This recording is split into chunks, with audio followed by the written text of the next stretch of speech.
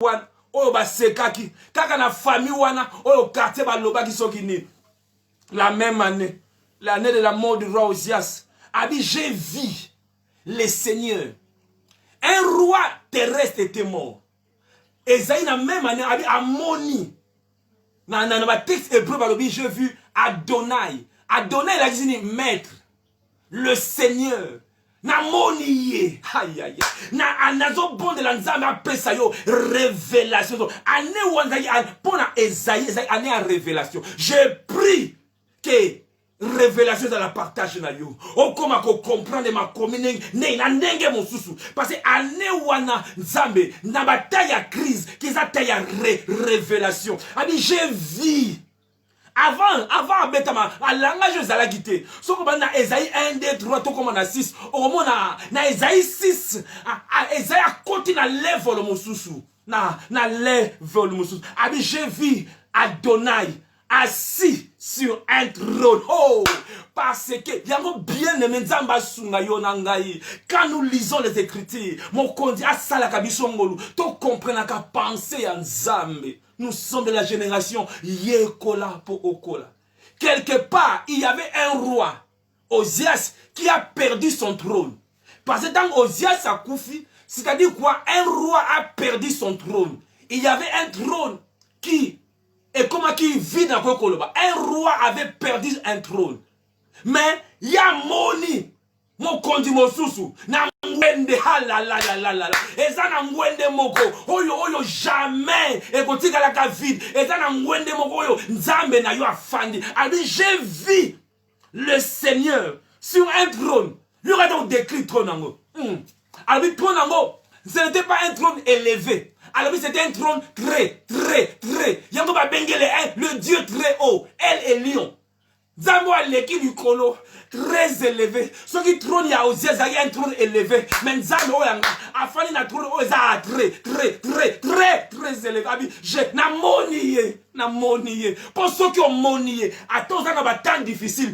Ceux qui ont moni kaka yé, makambe bongwami. Un roi terrestre était mort. Sur la terre, matanga. Mais attends, abi tombo la misu na yo. C'est vrai sur la terre, circonstance sur la terre, et ça matanga. Mais abi tombo la misu na yo. Abi j'ai vu Adonai sur un trône très élevé. Sur un trône très élevé. Ezali kolo. Trône na ezali kolo. Il y a pas problème na yo. C'est vrai, Ozias, asalama kamamalamu. C'est vrai, tozana ba souci, Ozias akei. Mais il y a un roi, il y a un autre roi. Lui, il est le roi des rois. Et son trône est très élevé. Assis. Tambabi azayi assis. Azana contrôle. Oya fandi. Et dit que Azana contrôle. Assieds-toi à ma droite. Après avoir tous accompli. Opesa ya ngwende koleka ba ngwende nyos. Ba fanda ka soko silisi. O silisi ko sala. Quand on est debout, et ça pose une activité. Quand on fait, c'est-à-dire, au silence, on a un contrôle. On a dondwa. Alors, on a moniye. Na eko loba na yo. Zambo ya biso. Azana ngwende na ye. Oh, Covid, boy. Oh, tremblement de terre. Oh, érosion. La Bible dit, lors du déluge, l'Éternel était sous son trône. Na eko pesa yo sango malamu. Na premida lelo. Zambe azana ngwende na ye. Afandi na ngwende na ye. Et loko moko et l'autre côté assis sur son trône. Si seulement tu peux le voir, si seulement tu peux le voir, alléluia. Afani Nangwende, Afani Nangwende, assis sur son trône. Afani Nangwende, Afandi, assis. Je l'ai vu assis sur son trône. Alléluia. Je l'ai vu assis sur son trône. Aïe. Je l'ai vu assis sur son trône. Et les pans de sa robe remplissaient le temple. Aïe, aïe, aïe, aïe, aïe. Elle a dit robe. Loin n'a dit entre parenthèses. Elle a dit robe. Je ne permets pas à la femme de porter les nids. Elle a dit robe. Je ne sais pas si mon tour va comprendre. Na dit putain mais la lobika. Elle a dit robe. Et les pans de sa robe, non pas son pantalon, le pan de sa robe remplissait le temple. Aïe aïe aïe. Et donc c'est une plénitude. Parce que na tango akala pour na oyeba grandeur ya domination ya roi parce que ce sont des images prophétiques pour to seigneur to yeba. Tant la Bible tant que les pans de sa robe remplissaient les temples et la gisinine. Na tango akala pour oyeba bokondi ya roi moko soka lati lamba alaka robe roi akala pe pas ya robe na bango et ça va déterminer grandeur ya royaume na ye so que ça moulaï monene et la cité aza ko régner na étendu monene ya moment la tanga ba la mariage muso alingi voix na ezala eto écraner moulaï pour eso ça la ye bien et ça image atanga kala plus les pans et ça moulaï plus de muto aza ko régner na territoire rebellé aza ko couvrir ba territoire rebellé si ko ba lobi en kolo na ngai le pan de sa robe remplissait les temples c'est-à-dire temple mobimba et ça na c'est la domination ya kolo yeso et ça na c'est la domination le pan de sa robe ya moi tant yoye toi la femme qui souffre de la peur de sang tant yoye na temple tu peux toucher le pan de sa robe tu peux toucher na après-midi tu peux toucher le pan de sa robe pour ngouya eza na pan wana ngouya moko eza na kate lamba na ye et ton ici temple mobimba et ton ici temple mobimba le pan de sa robe et donc on a été autorité na ye. My God, assis sur son trône, mes yeux ont vu l'agneau. Mes yeux ont vu l'agneau. My God, my God, my God. Assis sur son trône. Peu importe où est-ce qu'on est dans scène à Moïse. BBC à l'oba. CNN à l'oba. France 24. Ce qui TF à l'oba. RTNC à l'oba. Naba YouTube à l'oba. Ba l'oba ba ko l'oba na bango. Mais je sais. Mes yeux ont vu l'agneau. Mon sauveur, Adonai, assis sur son trône. Et les pans de sa robe remplit le temple. Tu peux toucher. Toi qui souffres de la peur de sang, tu peux toucher les pans de sa robe et être guéri. Tu peux toucher alors que tu écoutes ces messages. Mouya lanza mais quand traverser ma honte. Et quand simba yo bisiko zali. Et quand simba yo bisiko zali. Yes. Mes yeux l'ont vu. Mes yeux l'ont vu. Mes yeux l'ont vu. Les yeux d'Esaïe ont vu l'agneau. Et alors oui, j'ai vu le Seigneur. J'ai vu le Seigneur. Mon candidat Yali Kolo Penase. Assis. Afani Nangwene. Et le pan de sa robe remplit le temple. Des séraphins s'éteignaient au-dessus de lui. Ils avaient chacun 6 ailes. 2 dont ils se couvraient la face. 2 dont ils se couvraient les pieds. Et 2 dont ils se servaient pour voler. Ils criaient. Il criait, alléluia. Amoni ba chérubin, amoni ba séraphin, amoni bango, ba zipier longi na bango, ba zipier longi na bango, ba zipier longi, ba zipier longi na bango. Alors que Esaïe amoni, comme pour dire, et longi Esaïe Esaïe ka ko zipamate. Je ne sais pas si quelqu'un me comprend. Pour Esaïe amona, c'est que et longi na Esaïe ka ko zipamate, Esaïe ka ko fungwama. Mais Bible la Bible va séraphin oyo. Ba être spirituel oyo. Ba séraphin bango ma papou ezipi bango. Aïe aïe aïe. Comme pour dire Esaïe a moni et le bango ba monité. Et le bango ba zaki interdit de voir. Na yebi tout que motomo ka simbi maloba oyo. Ah, Esaïe a moni, abi j'ai vu. Mais tant que on décrit ba séraphin ma papou ezipi bango bazo monate. Nous n'avons pas un visage découvert comme Moïse avait ko lata voile ya biso voile les akolonga amoni oyo bango bakoyo ko monate. Aïe babenga ngo nini babenga ngo ngolo soki nzamba alakisi eloko oyo ba musu baza ko monate babenga ngo ngolo ofungoli makomi tu vois les choses que ba musu ba fungola ba monaka te eza ngolo. Soki nzambe abikisi yo sika ba musu bakufaki yo biki babenga ngo ngolu. Ah, babenga ngo ngolu. Babenga ngongolu, kombo na ngongolu. Ya moni. Mais na ba chéri ba mi c'est ça ko zipama.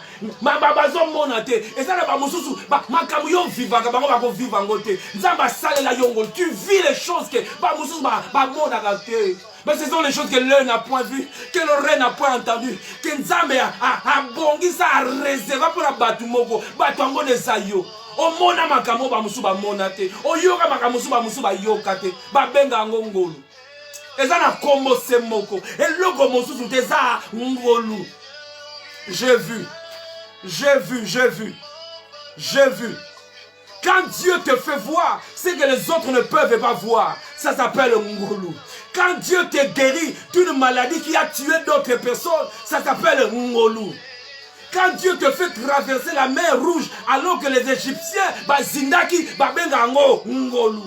Quand Dieu te fait sortir du feu, quand d'autres personnes zindaki na motongo, bengango ngolu. Yagwe me makabiso tunanzabe, pourquoi moi? Pourquoi moi? Pona nini nga? Nazana nzambe pona mona makambo na monaka tata nazana nzambe pona bika na likambo yo maladi oyo batebele bakei ngai na bimi molongi babenga ngongolu Esaïe a vu mais les chérubins face couvert ezoba eteba toza dignité ezana makambo nzambe abongisela yo nanga oya kela na image na ye ba séraphin wana baza créer na image na nzambe te nzamba bongisa kaka yo nanga quelle ngolu quelle grâce na moni makambo oyo Abraham amona te yesu azolobela bata époque na ye ay makambo oyo Abraham les prophètes ont voulu voir ce que vous voyez. Baninga ba yoka mateya oyo yo nanga to ko yoka lelo mais pesa melaki bango te ngana yoka mpona neza ngolu mingi to kundi mingi to bugisi yo nanga toza na bomoyi mingi obelaki pe covid wana yo biki yo zongi malamba benga ngo nini eza na kombo se moko babenga ngo nini na ebite soki moto moko akokoma ngolu koma ya ngolu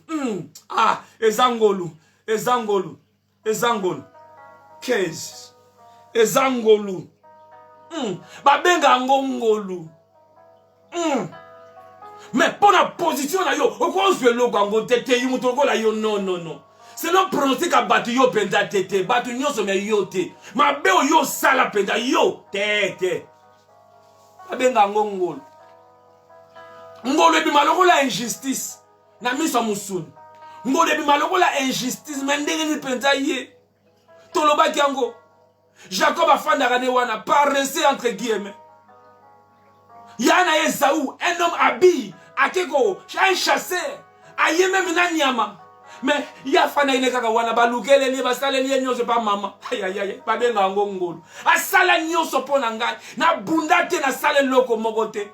Ya sala nyonso ba benga ngongolo. La Bible dit il fait grâce aux humbles. Ngolo wana ba oyo baza humble ndé. Et ça, qualification, c'est bien d'avoir les qualifications. C'est bien qu'il y ait des classes, mais tout dépend pour eux des temps et des circonstances. Si on a salarié des temps et des circonstances, et ça n'a pas de ngolu.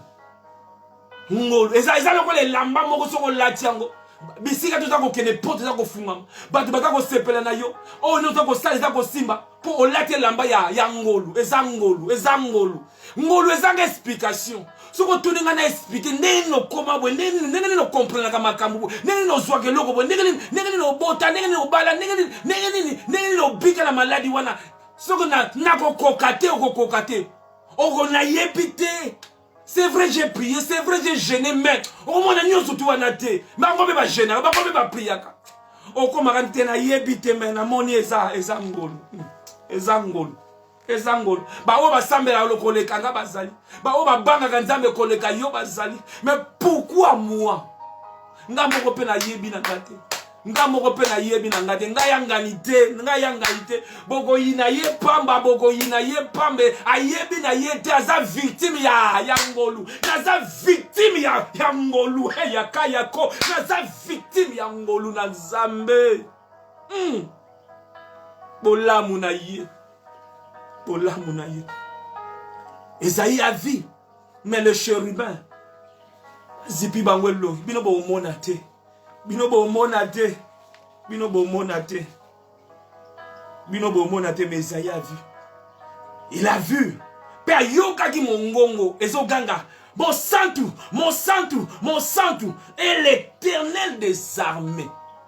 Amoni kaka te ba yoki mongongo na so bonde na nzambe asala yongolo otambola na dimension wana ozo mona kaka te boza ko yoka ayoki mongongo za koloba yaba séraphin bazo ganga mon santu bazo ganga l'un à l'autre neti ngai nazo lobela séraphin o musu nazo bane mon santu et l'Éternel des armées toute la terre est pleine de sa gloire cri wana yango nzamba lingi ezonga na kati église na ye cri wana oyo ekomi kolongwa oyo peut-être elongwe na l'église de Belé. Mon santo, Dieu veut que via sanctification ezala restaurer na bomo ya moto mo azali kolanda ngai bana ko ganga message mosusu te bana ko ganga bazote ya eloko mosusu te mon santo Katina yo e ganga mon santu, il criait mon santu, c'était le message, mon santu, sainteté à l'Éternel. Bon, parce que les lois abomination continua à l'église Nzambe. Aujourd'hui on se permet de tout. On divorce, on remarie, on remarie, on remarie. Donc on se permet de tout. Oya lingi oyo. Oya botina oyo, oya sali boye. Donc désordre d'abomination. Même l'homosexualité continue dans l'église. On se permet de tout. Na sa kuita yene pe l'église, na sa kuita yene yepe. Mais la Bible dit, voix wana nzambe e ganga li sur le lot. Jean Badabi a dit, je suis la voix qui crie dans le désert. Mon gongo les ganga mon santu. Obi nzambe azaka ba tribu e betogolo. Bah, et quand on a puissance, puissant. Et là, quand on a mais il gagne nini, mon santo. Et gagne mon santo, est-ce que vina yo nanga, est-ce que ganga, et ganga peu mon santo. Vina yo, et ganga mon santo. Zamba lingi, vina ngai, vina yo, et banda ko ganga mon santo. Ah. Vina yue ganga bongo. Exode chapitre 28. Tangu nzambe basali apesi instruction basala bilamba pona sacrificateur souverain sacrificateur. Yoga likamu nzamba lobaki. Exode chapitre 28 verset 36. Azolo babwe. Tu feras une lane d'or pur. Et ça le col la plaquette neti neti ma matricule. Bon, allez, tu feras une lane d'or pur et tu graveras comme on grave un cachet. On va mettre un cachet moko. Na cachet moko komanini. Écriture en nzambe komanini. Sainteté à l'Éternel. Tu l'attacheras avec le cordon. Oko kangango. Le la masse to chaka awa siko. Aibo chango awa. Aba komanini awa. Tu l'attacheras avec le cordon. Et elle sera sur le front d'Aaron. Et Aaron sera chargé d'iniquité commise par les enfants d'Israël en faisant toutes leurs saintes offrandes. Elle sera constamment sur son front devant l'Éternel pour qu'il leur soit favorable. Et comme awa mo santu. Donc Aaron quand il na présente en Zambé, ba koma awa, masque to lata awa, avant zali na eloko moko aba koma sainteté à l'Éternel. Quand les gens te regardent, quelle lecture va ressentir la ligne? Mon santo, sainteté à l'Éternel. C'est un homme saint, c'est une femme sainte. Azamo santo, c'est un saint homme de Dieu. Azamo sali nanzamo mon santo. Ba koma yango boy. Tant muta koti na ndaku na yo, atali ndaku ba koma sainteté à l'Éternel. Ogo, atay koma mi boete. Ezate la koti na tandaka moni. Kolangwa na kolangwa, otali pena ndako moni. Tala maman na Jack Daniel. Tala soki biloko nini. Tala soki biloko nini. O tali pena ndako ba koma nini. Yo moko yego golo. Mais ça bise soko kote me sentir mon santo. Et Et comment ma bongo? Ndenge zaboye. Et zappe na kati ya via moko na moko la bispa comment? Atezo mona na teboye. Mais ma démon bazo au mona. Et comment wana azamo santu? Wana toko simba yete. Parce que la sainteté protège. Et ça kakatoye pasteur nazolo tabandoto boye. Pasteur otambola kandenge nini? Na tambola kandenge nini? Pasteur talaboye. Soko tambola kanamo santu te. Prière na ngai na yebi te so ko sala nini? Je ne sais pas. Au moins que nzamba sale la yo na ngangolo. Mais principe sengi na biso mo santu. Tolobaka mingi ata mikolo oyo et comme ko mandongo. Na dernier temps, la marque de la bête bako chango wapi. Si ça c'est marque de la bête oyo na to tanga. Bako chango wapi. Balobini bako komango ou soit sur la main droite, soit au front, soit sur la main droite, soit au front. Or nzambe si abanda makamango ya front kala.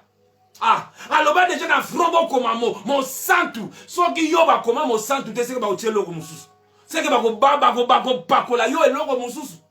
Mais je prie que cette voix est ganga dans l'église nabiso. Cette voix est ganga dans l'équipe union de l'église. Cette voix est ganga parmi ma saint Nzambe. Il criait saint, saint, saint. Eh l'Éternel. Il criait l'un au namuninga na yazo mon santu. Nzamba za mon santu. Tota mo na sainteté. Tout ça na sainteté. Abi c'est que Dieu désire et sa sainteté. Et ça mon santu. Et ça mon santu. OK pendant la fête.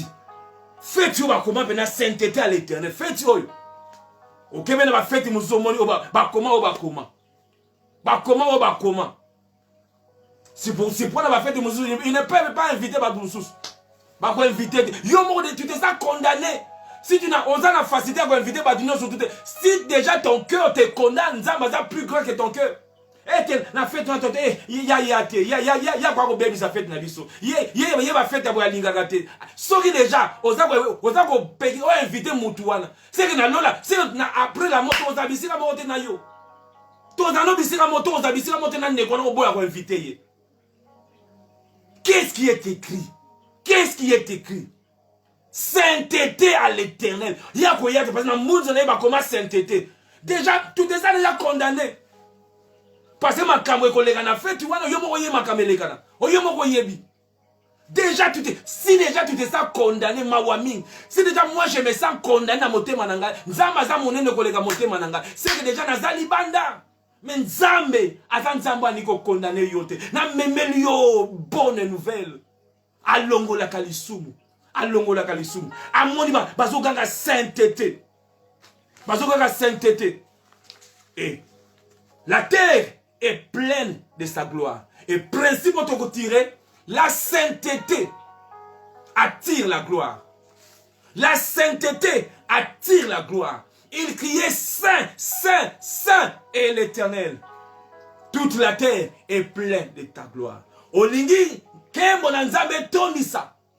Luka kotambola na sainteté. To luka kotambola na kobanga nzambe.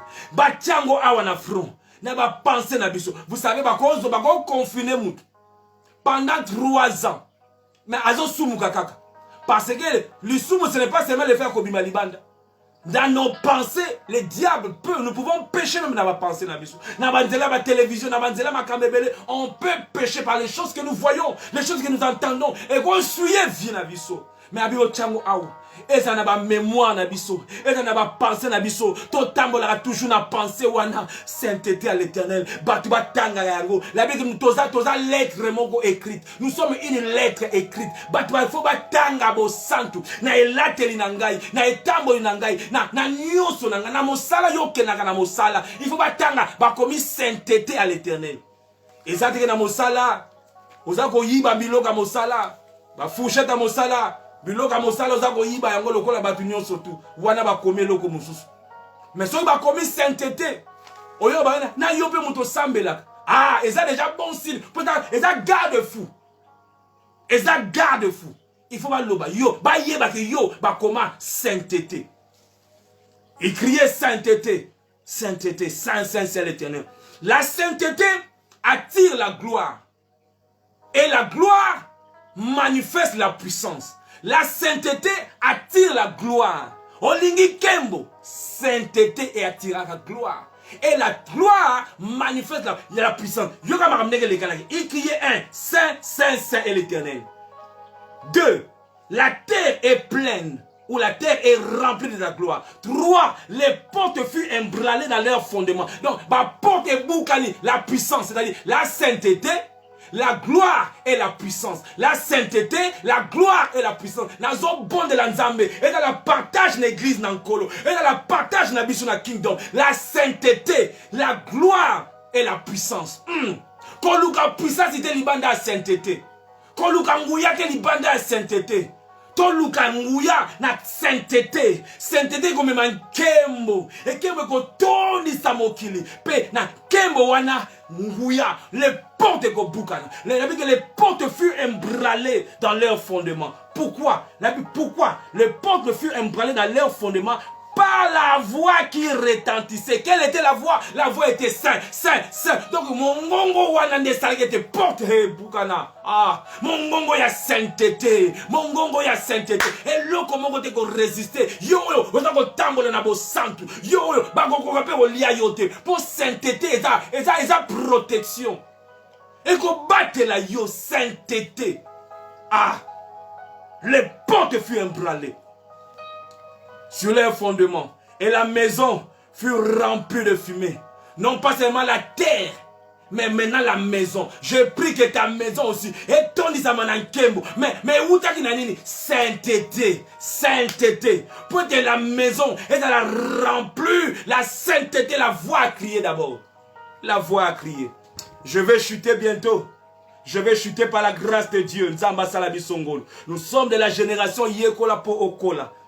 Tozako Yekola po Tokola. Alors, tangu makamwane salami, yoga sikoyo conséquence. Alors j'ai dit, malheur à moi, je suis perdu, car je suis un homme dont les lèvres sont impures. J'habite au milieu d'un peuple dont les lèvres sont impures. Et mes yeux ont vu le roi. Oui, c'est que ça la maté. Mes yeux ont vu le roi, l'Éternel des armées. Mais l'un des séraphins vola vers lui, vola vers moi, tenant à la main une pierre ardente qui avait prise sur l'autel avec des pincettes. Il en toucha ma bouche et dit, ceci a touché tes lèvres, ton iniquité est enlevée et ton péché est expié. J'ai entendu la voix du Seigneur disant, qui enverrai-je? Qui marcherai-je pour nous? J'ai répondu, mais voici, envoie-moi.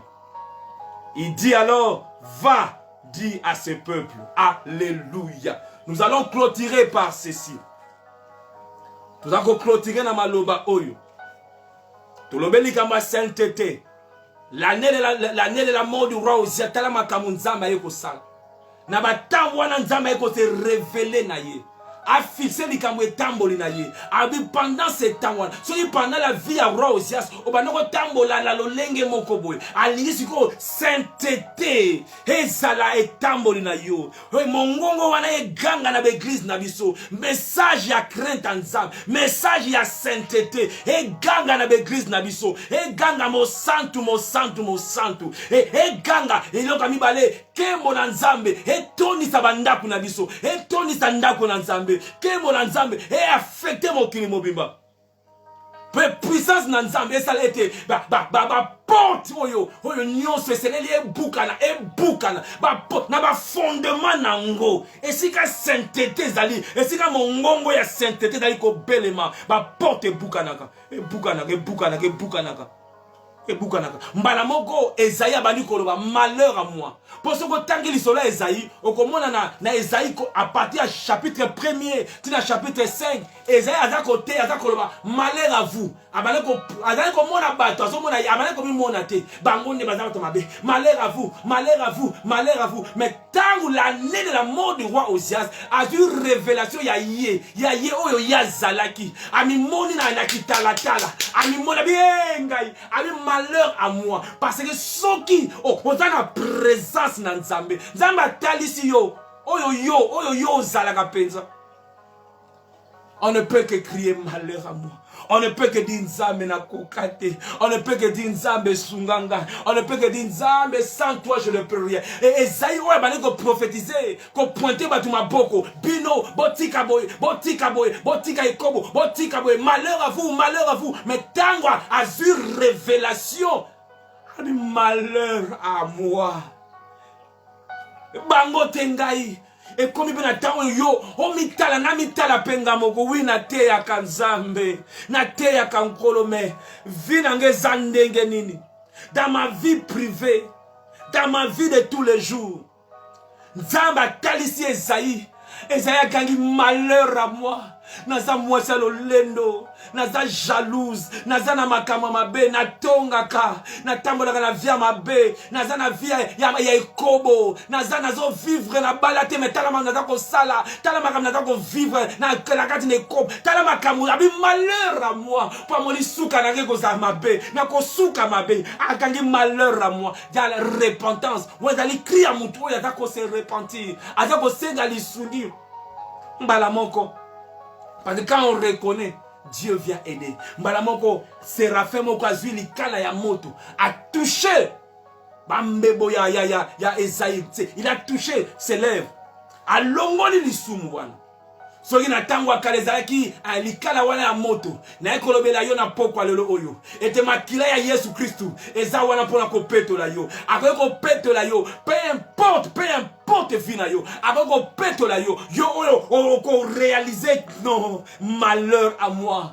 O bele ne painaye. Abi ete likala moko ya moto et touché Esaïe. Pe babisi ete ton iniquité est enlevée.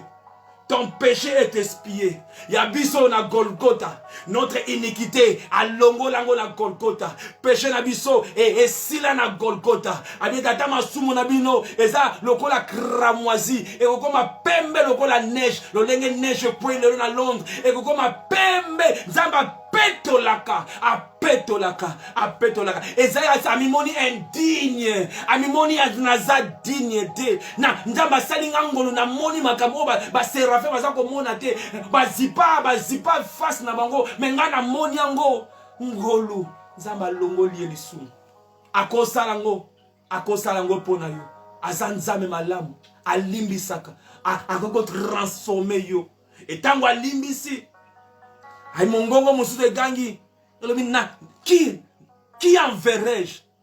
Parce que na batan lokola boye nzamba za na mission. C'est ici que je vais chuter. Dieu a une mission. Na batan lokola boye nzamba za na batu moko oyo alinga toucher. Nzamba za na makamba alinga sala. Mais ako sala ngona banani. Yango tobe ete Esther qui sait si c'est pour l'état comme celui-ci Dieu t'a établi. Dieu avait une mission, mais à côté d'Anani, Esaïe zaki na masumu, Esaïe azaki na ba iniquité, mais tant que iniquité est longwe, aïe, tant que comme kela mwasika, Dieu peut t'utiliser. Nzamba koko tinda, yon nzamba koko utiliser. L'année de la mort du roi Ozias, c'est l'année à mission. Eza année ya mission oyo nzamba linga bandako ko sala makambo moko et pas ya batu moko abi na ko tinda nani na lingi na toucher ba famille na lingi na toucher na église na ngai na ko tinda nani na lingi na tombola ba sali na lingi na sunga ba veuve ba orphelin eza na batu moko baza ko lela kuna mais nzamba za na maboko mosusu te soki maboko na yote nzamba za na monoko mosusu te soki monoko na yote nzamba ningi azoluka nzoto moko ya mwana vaya ayaki na nzoto ya Yesu ayaki alataki nzoto sikoyo azako luka nzoto ninako akoya pote alla kisa famille wana bolingo ezana ba musu bazana bo pito bazana malade azana posa mutu abenga ye azana konora virus azana posa moto moko alendisa mais qui enverrai-je qui na kotinda nani ezana ba foi o bazana o bon ya divorce ezana ba foi musu bazana problème mais nzamba ko asala kana nzela ya batu azako luka nakotinda qui enverrai-je nani akotambola pona biso qui va nous représenter tango lisumu elongwe Isaïe a dit mais voici envoie-moi est-ce que après-midi le ezana moto moko ani pe koloba na nzambe tinda ngai na ningi na telema na soutenir mosala na nzambe na lingi na telema na sunga ba veuve ezana ba musu na Kinshasa na minute lelo oyo ba olala kaka na mafuta mbila achango likola lipa yanga kolala journée mobimba azoka mafuta mbila kalingi mwandamu achekaka mutu akolala kana manga ngai azo asali yango confiture akati yango muke atiango na kati na sani moko atokisa atie mwa sukali muke akolalela kaka bongo mais Nzambe alinga salela bato na bolama na kotinda nani qui enverrai-je moi des livres wana ekweya kiswe na sia mbeto na sia bakiti wana ekosunga moto moko qui enverrai-je naza na makambo na nini nasala nakotinda nani bato baza tellement occupé na makambo na bango bato na poto baza tellement occupé Nzamba lobi eza année ya mission quand je dis l'année ya mission eza kaka 2021 ote soki ebandi mpo na yo soki nano osalaka makambo yango te ebanda lelo oyo vi na yo mission. Qui enverrai-je? Qui marchera pour nous? Moi, il y a boezate. Dieu est esprit. Nzamba za esprit. Azana posa ya corps mon pour s'exprimer. Na lagisa orfele wana ke na linga kaye. Orfele wana moteme bukana. Tala mwana mwasi wana ba brisa motema na ye déception.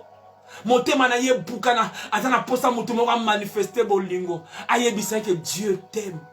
Dieu peut encore te restaurer. Il y a encore de l'espoir. Quelqu'un est en train de pleurer quelque part. Mon tomo la pose à mi bomba déjà. Alors que ceux qui dans une semaine l'école l'ont changé. Ceux qui dans une semaine zamba l'obéningate n'a commis bomba n'a commis la poison.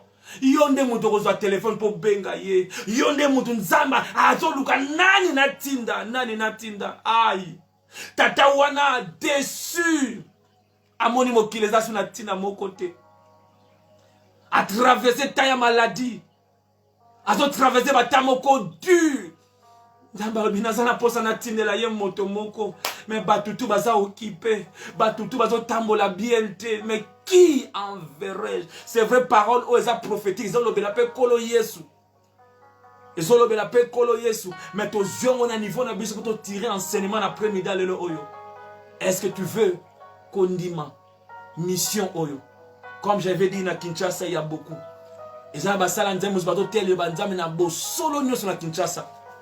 Mais ceux qui mboule beti, église et Panzani, badana sena mandala, qui enverrai-je? Qui enverrai-je pour nous soutenir batouan? Qui enverrai-je? Orphelin wana. Asama yele metata zate mama zate. Ateka kamai Pafuta minerval na ye. Ateka mai. Pafuta minerval na ye.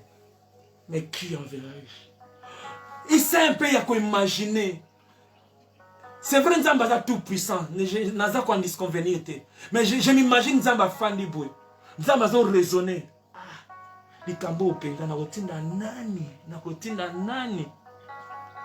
Ndenge mosa mana bana biso tini mut mam nana de okudaye na bana ba yenya azani na laptop na azani na azobeta ne ba game na ye aza busy. Qui enverrai-je? Si l'église n'est pas missionnaire, c'est que l'église a démissionné. L'église est appelée à être une église missionnaire. Naotinda nani. Kola kumisama, nous ne voulons pas aller loin, nous croyons que Oyo Nzamba ninga kaloba alobe libiso. Naza kondima ete motomoko yoki mongongo na Nzambe. Naza kondima ete motomoko l'année de la mort du roi Osias. Nzamba lakisio makam, Nzamba monisio makam. Des temps comme celui-ci, ezata Nzamba talisio et ezata paix à mission. Batang baza kolela, ezata yo kozwa mission. Ezata Nzamba tchaki yo Esther na place wana. Chaque position s'attache à une mission. À chaque position s'attache une mission. Nzamba pesa oya pesa pona yo moko kakate. Poube batu musuba sepela. Tangu Daniel atombwa maki. Alobi na roi. Nazape na bandeko. L'homme riche. Wakenaki kuna na kati ya ba tourment. Ye même na ba tourment. Kanisi famille na ye. Alobi j'ai 5 frères. Yembisa. Abraham. Tindela taba tuba kene 5 frères nangai. Tozana ba famille na ba Congo. Na Kivu na Est sika bitumeza ko leka. Combien d'orphelins? Vous savez qu'on peut, toi et moi, nous pouvons adopter des enfants. On peut le faire. Oui, on peut adopter. On peut faire, on peut faire. Ah, naïebite, mais je sens Dieu me le dire. Mission, mission, mission, mission. Mission. Naïebite, je ne sais pas. Naïebite. Année bandiasika. L'année de la mort du roi Osias. Année bandiasika. Nzamba sunga yo nangai. Tu peux aider quelqu'un. Tu peux aider quelqu'un. Tu peux. Banda kolobela nzambe. Banda kolobela nzambe. Banda kolobela nzambe. Kolo nankemo. Kolo nankemo. Nzambe na mawa. Nzambe na mawa. Banda kolobela ye. Banda kolobela ye. Sopa motema na yo liboso na ye. C'est vrai à l'obélio. L'année de la mort du roi Osias. C'est vrai batubaza kolela. Mais Nzambe pas à kolobela biso au milieu ya batan oyo. La voix de Dieu a parlé. La voix de Dieu nous interpelle. La voix de Dieu crie à sainteté, sainteté, sainteté. La voix de Dieu crie mission. Qui enverrai-je? Qui enverrai-je? Nana yo ki mongongo na ye. Je t'aime, tu le sais. Tu es mon papa. Et mon cœur bouillon d'amour pour toi. Tu es mon chamae. Nzambe na mawa. Nzambe na mawa. Tata, yone motei malamu. Au-delà maloba o ngana lobi. Tata yo teya, tata yo loba, tata nazala ki instrument kolo, sala au-delà maloba langai kolo, taya mission, l'année de la mort du roi Osias, et ça taya mission, et ça taya sainteté, et ça taya mission, et ça taya ko bika ngolu, tata tonga église na yo kolo, tata tonga peuple na yo kolo. Tata yolobi na même année au kaka yoko sala bolamu. Na même année au kaka tata yoko kamwisa. Na même année au kaka tata yako tatola. Na bonde liyokolo. Na bonde liyokolo. Miso oh bibisaki maya miso. Le même Dieu qui a fait couler des larmes tata. Miso wana pe ko mona kaka. Même Dieu oh maya miso bimaki. Miso wana pe ko mona nkemo na nzambe. Miso wana pe ko mona lobiko na nzambe. Tata na tondi yo. Na tiki peuple na maboko na yo. Tata na tei malamu te. Tata na tei ata entièreté nkolo. Tata yondo te ya kamalamu tata. Bongisa matea oyo nkolo na mitema ya bana na yo. Bongisa matea oyo na mitema na bana na yo nkolo. Oyo na lobite tata yo loba. Oyo na loba ki na malamu te tata yo bongisa. Mais likolo na nyonso nkolo yo zwa lokumu. Likolo na nyonso tata atteint tes objectifs. Likolo na nyonso nkolo oyo yo bongisa ki tata. Et salama nkolo. Vina biso de la transformer à l'année de la mort du roi Osias. Que les choses soient transformées. Que le péché ôté. Que les vies soient transformées, tata. Na bonde liyo. Salango pona lokumu na yo. Telemisa ba missionnaire. Kati na église na yo. Telemisa ba missionnaire. Saint-Esprit, merci parce que yo saliango. O saliango pona lokumu na nkolo Yesu. Na kombo na Yesu. O ezaliko na ba kombo nyos. To bonde petolobi. Amen, amen, amen. To beteli kolo maboko. Zamba kumisa mankolo apambolama. Kolo apambolama to komi na suka ya programme na biso. Nenge to mesana to liko pesa mote na ndeko nyoso tu. Na pamboli présence ya l'un de mes amis, le pasteur Salomon Itongwa. Zamba pambola yo. On est ensemble, bien aimé, on est ensemble. Zamba kumama, zamba kumama. Zamba pambolama. Pesa ndeko na yo mote. Avec Alain, kola pambola yo pour la présence na yo. Maman Mima, kola pambola maman Angelica, Yaya Eunice, God bless you. Kola pambola yo, la grâce de Dieu, Nzamba pambola yo. Maman Igen, kola pambola yo. Maman Deli Diaconesse, Nzambe a pambola yo. Missionnaire, na yebite na benga yo missionnaire. Na yebite maman Angelica, na benga yo missionnaire. Maman Denise, Nzamba pambola yo. Alléluia, alléluia. Nzamba Nzamba tombola, une église de missionnaires. Les gens qui vont de lieu en lieu, faisant du bien. Faisant du bien. Yes, yes, yes. To sala bolamu partout. To seme bolamu. Maman Magui Nzamba pambola yo. Alléluia. Maman Marceline Nzamba pambola yo. Sœur Prudence, Maman Prudence Nzamba pambola yo. Bisika Ozali, Maman Eugénie Nzamba pambola yo. Maman Niclette Nzamba pambola yo. Bolamu na Nzambe likona libota na yo. Bolamu na Nzambe Maman Angèle Nzamba pambola yo. Papa Roger Nzamba pambola yo. On est ensemble. Pasteur Salomon, on est ensemble. Nzamba zana bomoi. Nzamba zana bomoi. Adako tonga église na ye. Alléluia. Maman Cornélie. Kolo asala yo bolamu Nzamba pambola yo. Alléluia. Alléluia. Alléluia. Maman Hermeline Nzamba pambola yo. Bolamu na Nzambe likona bomoi na yo. Nzamba pambola yo. Nous sommes des missionnaires. Nous sommes une église missionnaire. Nzamba pesi biso trajectoire ya mission. Lève-toi.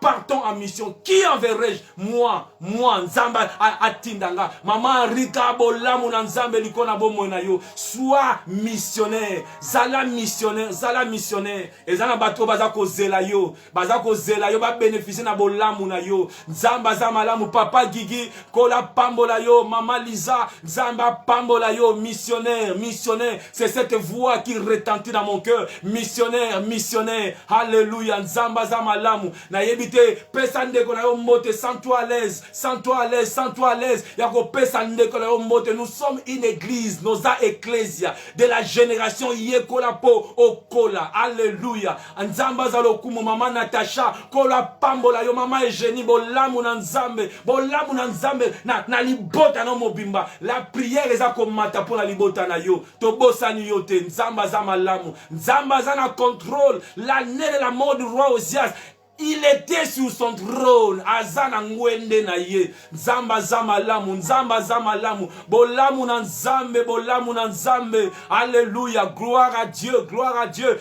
Nkola kumisama. Papa Marien. Nkola pambola yo. Papa Kade. Nkola pambola yo. Mamambo. Nkola pambola yo. Maman Nicole. Nzambe bolamu na Nzambe. Likolo na yo. Maman Yuyu. Nous sommes ensemble. Nous sommes ensemble. L'année de la mort du roi Osias. Nkolo apesa yo makasi. Nata oyo atatu kolela Nzamba sala yo bolam omona kembo na Nzambe pendant ce temps en pandémie tomona onan tomona te kolo sala bolamu bolamu bolamu bolamu. Maman Natacha nkola pambola yo. Papa Jean-Marie bolamu na Nzambe. Papa José nkola pambola yo bolamu na Nzambe likolo na libota ya Maman Rose. Maman Evelyn Nzamba pambola yo apambola yo apambola yo apambola yo. Alléluia. Nkola za malamu. Maman Magui nkola pambola yo. Mama Ade Nzamba pambola yo. Bolamu na Nzambe. Bolamu na Nzambe na bandako nyonso. Mama Grace Tanya Nzamba pambola yo. Consolation Nzambe likolo na yo. Mama Irene Nzamba pambola yo. Bishop Rems mafuta na Nzambe ngolu na Nzambe likolo na yo. Kola pambola yo. Kola pambola yo. Minga pambola yo. Mama Mbo Nzamba pambola yo. Bana na biso ekodi minyonso Nzamba pambola bango. Ya Christela Nzamba pambola yo makasi. Ya Merveille. Ya Plamedi Nzamba pambola bino. Samuel Nzamba pambola bino. Nzamba pambola bana na biso nyonso. Nzamba pambola Mama Beni. Nzamba pambola pambola. Apambola évangéliste Blaise. Nzamba pambola pambola. Bolamu na Nzambe. Bolamu na Nzambe. Mama Solange Nzamba pambola yo. Apambola Mama Anushka. Bolamu na Nzambe. Bolamu na Nzambe. Likolo na église mobimba. Na liko proclamango. Nzamba mi monisa. Omona Nzambe na nkembo. Omona le roi qui est assis sur le trône. Omona le roi qui est assis sur le trône. Omona ye. Omona ye. Oya fani na ngwende. Oya fani na ngwende. Omona ye. Alléluia. Assis sur le trône. Assis sur le trône, omona ye. Bolamu na Nzambe. Bolamu na Nzambe. Na bandako nyonso. Santé divine na déclarango. Santé divine ngolu na Nzambe. Et kembo na ye tonisa la maison. La fumée remplit la maison. Et tonisa anaku mobimba. Atmosphère ya santé divine. Atmosphère santé divine. Que tous ceux qui respirent louent l'Éternel. Pema na yo pona ye. Couronné qu'on soit pema wanate. Bible dit que tout ce qui respire, respiration na yo eza pour louer nzambe, corona et ko toucher na yangote. Respiration malamu na bandako nyonso. Respiration malamu, mama Yvette nkola pambola yo, mama Tide nkola pambola yo. Bolamu na nzambe, bolamu na nzambe, bolamu na nzambe papa Aubin, bolamu na nzambe bisiko zali, nzamba tombola yo kele liboso, bolamu na nzambe, alléluia. Je l'ai vu sur son trône, yes. Mes yeux, ya yo no komona, misu na yo no komona.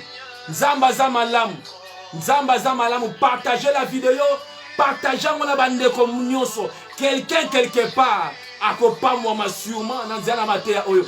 Teya na ngai longo. En partageant la vidéo, tu es en train de prêcher avec moi. Teya na ngai longo, pena pourquoi le loto na résumé, to bossa na te résumé na biso et vous na anglais. Partagez mon camarade na yo, na confrère na yo, na concert na yo.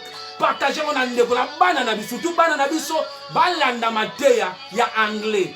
Et vous na pourquoi au ko tala ngona tongo, au pesi ngona bana na biso, to kola elongo église mobimba. Nzambe asala biso bolamu bolamu toko kene liboso toko ngenga kola pambola bana na biso esras nzamba pambola yo apambola yo Ebenezer nzamba pambola yo Amos nzamba pambola nu nzamba pambola apambola Gershom apambola Owen nzamba pambola yo Blessed nzamba pambola yo Rosé nzamba pambola yo bana na biso nyonso na sena li pamboli duel nzamba pambola na kombo na Yesu. Alléluia. Tata na proclamer santé divine, na proclamer nzambe na nkembo protection divine, na proclamer faveur divine kolo. Tata, l'année de la mort du roi Osias. Tira des peuples na Amon. Na bataille à crise, na bataille lokola ya boye. Abika makamna na bikate.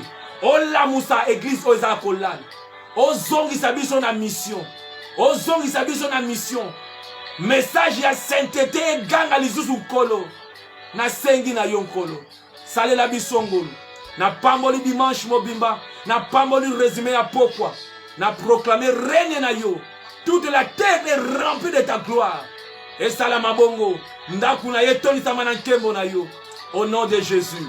Amen, amen. Dimanche malamu, to peti nkolo, to pete nkolo maboko, nkolo akumi sama, kola pambola mama Denise Zamba pambola yo mingi. To bosanite prière na biso, ya 5h tina 6h. De lundi à vendredi. To dans la prière, maman Lydie Zamba pambola yo maman Lydie, kola pambola yo. Prière de 5h à 6h. De lundi à vendredi, to dans la prière. De lundi à vendredi, dans la prière de 5h à 6h. Mais prière, il y a pourquoi lundi, mardi, puis vendredi de 20h à 21h. Tout ça, on a prière en abisso. Toya, to bon de l'anzambe ako, zangate ko mimoni sama. Toza église, était negonabiso mama yuyu a perdaki mama naye et samedi bakundaki appelons et encourageons et toyebi ndenge to salaka par rapport à cotisation na biso bolamu na nzambe e rumela na ndaku na moko na biso to rumela na bomoko na bolingo pe likolo na nyu to luka toujours gloire en nzambe. C'est pour la gloire de Dieu nyonso to ko sala pona lokumu na nzambe na munzu na yo na front na yo ekomama sainteté à l'Éternel. To zelate Antichrist abana makamuna yeso ki ne biso déjà ba commence sainteté à l'Éternel. Eza eloko monte ba ko bakisa likolo. Sainteté à l'Éternel. Bo santu to tambola nako banga nzambe. Kolo apambola moko na biso to komi pratiquement na suka na suka ya programme na biso. Alléluia. Gloire à Jésus. Amen, amen. Kola pambola biso. Bye bye for now. God bless you all. Bye bye.